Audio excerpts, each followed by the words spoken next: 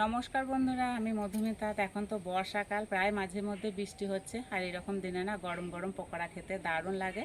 আজকে আমি আলুর পকোড়া তৈরি করে দেখাবো। আর বাড়িতে অতিথি আসলে না ঝটপট এই পকোড়াগুলো বানিয়ে দিতে পারেন। আর খেতে এতটাই ভালো লাগে যে একটা জায়গায় 10টা খেতে চাইবে। তা পুরো রেসিপিটি দেখতে থাকবেন, আশা করছি খুবই ভালো লাগবে। তো চলে যাব রান্নাঘরে।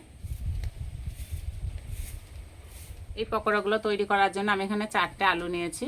আর এই 4টে আলুতে না অনেকগুলোই পকোড়া হবে। আলুগুলো এবার ছাড়িয়ে কেটে নেব। সন্ধ্যে চায়ের আড্ডায় যদি এরকম আলুর পকোড়া থাকে না, তাহলে পুরো জমে যাবে।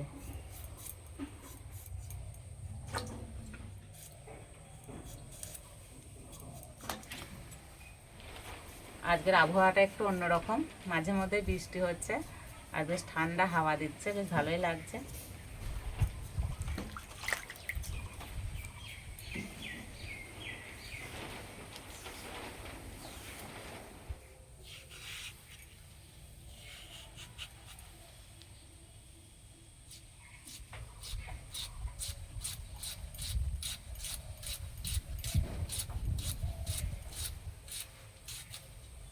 আর ঠিক এইরকমভাবে সরু সরু লম্বা লম্বা করে কেটে নেব।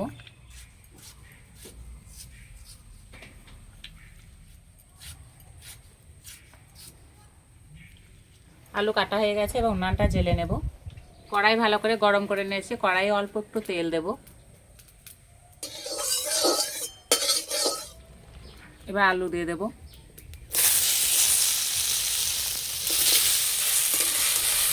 আলু আমি কাটার পরে আর ধুয়ে নিলাম না, বারে বারে ধুলে না যে খাসটা মুচমুচে ভাবটা থাকে সেটা থাকবে না। অল্প একটু নুন দেব।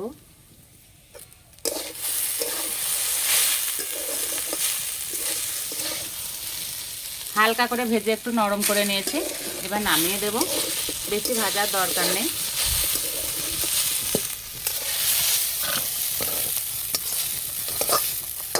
এখানে দুটো কাঁচা লঙ্কা, দুটো ছোট রসুন নিয়েছি, একটু থেতো করে নেব।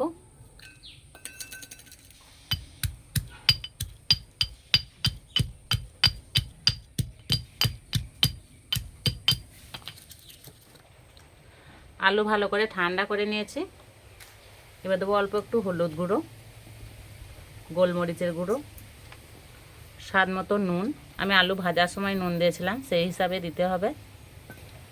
আর দেবে 1 চিমটে খাবার সোডা। থেতো করা রসুন আর কাঁচা লঙ্কা দিয়ে দেব।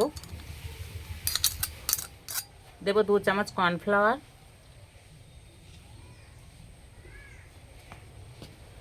একসঙ্গে চটকে ভালো করে মেখে নেব।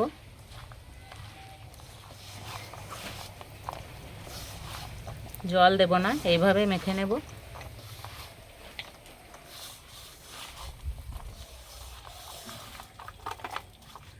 হাত ধুয়ে হাতে ভালো করে তেল মেখে নিয়েছি। আর এই পকোড়াগুলো তৈরি করে যে থালার মধ্যে রাখবো, সেই থালাটাও ভালো করে তেল মাখিয়ে নিয়েছি।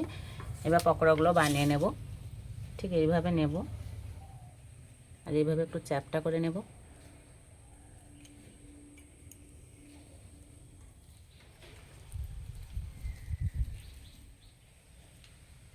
আমি এইভাবে গোল শেপে বানাচ্ছি, আপনারা চাইলে একটু লম্বা করেও বানাতে পারেন। আপনাদের পছন্দ মতো শেপ দিয়ে বানিয়ে নিতে পারেন।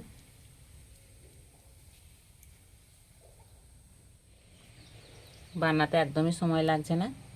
আর এইভাবে বানিয়ে না ফ্রিজে রেখে দিতে পারেন, আর যখনই অতিথি আসবে তখনই ভেজে দিতে পারেন। পকোড়াগুলো ভাজার জন্য কড়াই দেবো সাদা তেল।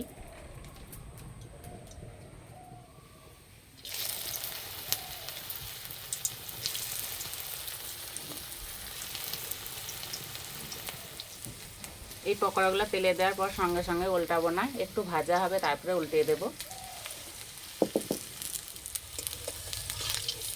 এই ভাজার সময় খেয়াল রাখতে হবে খুব একটা বেশি জোরে জাল দেব না, আস্তে আস্তে জাল দেবো আর ভেজে নেব। জোরে জাল দিয়ে ভাজলে না উপরটা ভাজা হয়ে যাবে, ভেতরটা কাঁচা থেকে যাবে।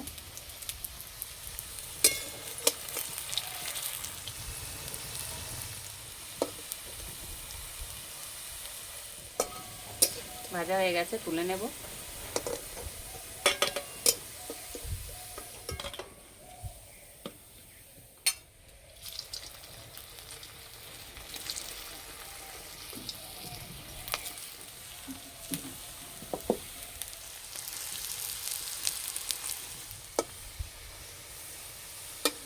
কি করছো?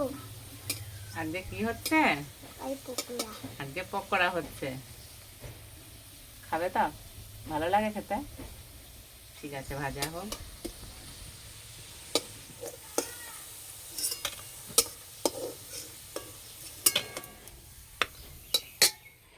এই পকোড়াগুলো খাওয়ার জন্য নির্দিষ্ট কোনো সময় লাগবে না, যখনই খুশি তখনই বানিয়ে খেতে পারেন, খেতে দারুণ লাগে।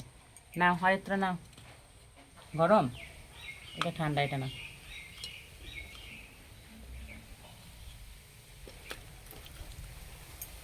আপনারা চাইলে যে কোনো চাটনি বা সস দিয়েও খেতে পারেন, এমনি খেতে দারুণ লাগে। একদম মুচমুচে হয়েছে।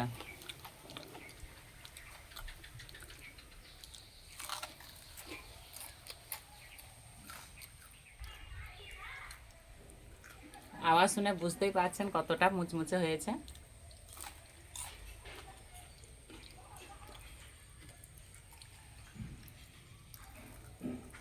গরম গরম খেতে দারুণ লাগছে।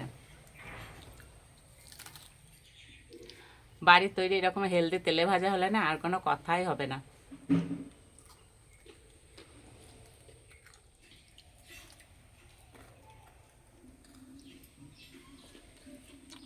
একটা দুটো খেলে মন ভরবে না, খেতে এতটাই ভালো হয়েছে।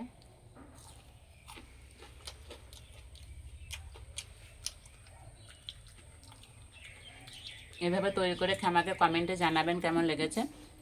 আজকে পকোড়া রেসিপিটি ভালো লাগলে বন্ধুদের সঙ্গে শেয়ার করবেন, চ্যানেলটি সাবস্ক্রাইব করবেন। আজকে এই পর্যন্ত, আবার অন্য কোনো রেসিপিতে দেখা হবে। সবাই সুস্থ থাকবেন, ভালো থাকবেন, সাবধানে থাকবেন।